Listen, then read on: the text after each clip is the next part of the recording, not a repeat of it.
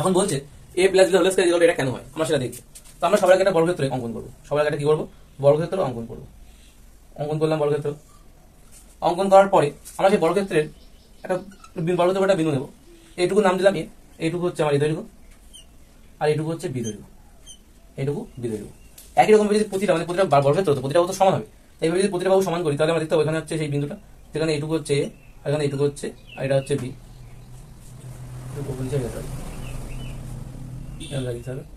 এবং এখানে এইটুকু হচ্ছে বি। আচ্ছা এরকম জায়গায় হবে, এটা এখানে হবে হচ্ছে এইটুকু হবে বি আর এইটুকু হবে এ, এখানে একটা বিন্দু হবে সেটা হচ্ছে এরকম জায়গায়,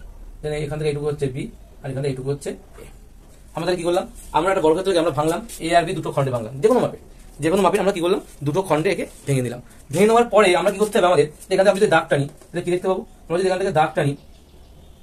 আচ্ছা আমরা অন্য কালি দিয়ে সেটা, আমরা যদি এখান থেকে দাগ টানি তাহলে কি পাবো, আমরা এখানে আমরা দাগ টানবো, দাগ টানা দেখতে ওই একটা অংশ হচ্ছে আর এখানে সেই বিন্দুটা ছিল, আর এখান থেকে একটা অংশ হচ্ছে, এই দুটো অংশ হচ্ছে, যেখানে আমরা নিঃসন্দেহে বলতে পারি এটুকু যদি এ হয় আর এখানে এটুকু এ মানে কি, এটুকু মানে এটুকু, অর্থাৎ এখান থেকে এটুকু দৈর্ঘ্য কত, এখান থেকে এটুকু দৈর্ঘ্য হচ্ছে এ, এটা এ এবং এটুকু দৈর্ঘ্য হওয়ার জন্য এটাই হবে, অর্থাৎ এটা হচ্ছে এ হবে। একই রকম ভাবে এইটুকু বি, তাই এইটুকু কি হওয়া উচিত, এটুকু হচ্ছে পরিমাপটা বি হবে, এখানে এইটুকু, ঠিক আছে, এটুকু বি, এটাও তো বি আর এটা তো এ আছে আমাদের, এই হচ্ছে আমাদের পরিমাপ। আচ্ছা এটা বি হওয়ার জন্য এটাও কি হবে, বি হবে, এটা এই পরিমাপটাও কি হবে, বি হবে, এখানে এইটুকু পরিমাপ। তাহলে কি পেলাম, তাহলে আমরা এটাকে ভাঙার পরে আমরা দেখতে পেলাম এর চারটে বাহু এ এ এ, এর মধ্যে আমার যদি বর্গক্ষেত্র এটা বড় চারটে বাহু সমান, এটা বর্গক্ষেত্র হলো তার ক্ষেত্রফল কি এ স্কয়ার, এ গুণে মানে কি, এ গুণে মানে তো এ স্কয়ার।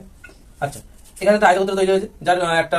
দৈর্ঘ্য হচ্ছে প্রস্থ বি, তাহলে এখানে আয়তক্ষেত্রের ক্ষেত্রফল কত হবে, এ গুণ বি সমান হয় এ বি, যদি দৈর্ঘ্যটা এ ধরনের প্রস্থ বি হয় তাহলে এ বি হবে। আচ্ছা এখানেও তাই একটা আয়তক্ষেত্র তৈরি হয়েছে যার দৈর্ঘ্য আর প্রস্থ বি, তাহলে এখান থেকে আমরা পাবো এ গুণ বি সমান কি পাবো, এ বি পাবো, আর এখানে দেখো দৈর্ঘ্য প্রস্থ হবে বি, এখান থেকে পাবো বি গুণ বি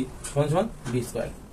এই চারটে নিয়ে পেলাম, কি পেলাম মাত্র রাখি, একটা পেলাম এ স্কয়ার, একটা পেলাম এ বি, একটা পেলাম বি স্কয়ার আর একটা পেলাম এ বি। অর্থাৎ টোটাল বর্গক্ষেত্রের ক্ষেত্রফল যদি আমরা বের করি, কি করে বের করবো, আমরা টোটাল বর্গক্ষেত্রের দৈর্ঘ্য কত এ প্লাস বি, তো আমরা কি লিখতে পারি, তাহলে এখান থেকে আমরা লিখতে পারি যে এ প্লাস বি, আর একটা বাহু তো এ প্লাস বি, তার সঙ্গে বাহু গুণ বাহু মানে এ প্লাস বি গুণ করতে হবে, গুণ করলে আমরা কি পাবো, এ প্লাস বি তার হোল স্কয়ার পাবো। তার ক্ষেত্রফলের সূত্র মানে কি, এই যে বর্গক্ষেত্রের ক্ষেত্রফলের সূত্র যা হবে, এই ক্ষেত্রফল এই ক্ষেত্রফল এই ক্ষেত্রফল এই ক্ষেত্রফল যোগফল, যদি যোগ করে এখানে কি পাচ্ছি এ স্কয়ার প্লাস এখানে কি পাচ্ছি এ বি, এখান থেকে কি পাচ্ছি বি স্কয়ার আর এখান থেকে কি পাচ্ছি এ বি। তাহলে এখান থেকে কাজ করলে কি আমরা তাহলে A square plus B square plus দুখানে বি আছে প্লাস 2ab, এখান থেকে কি পাবো আমরা A square plus 2ab plus B square, এই গেল আমার এ প্লাস বি তার হোল স্কয়ারের সূত্র। কি বললাম তাহলে এ প্লাস হোল স্কয়ারের সূত্র, A square plus 2ab plus B square.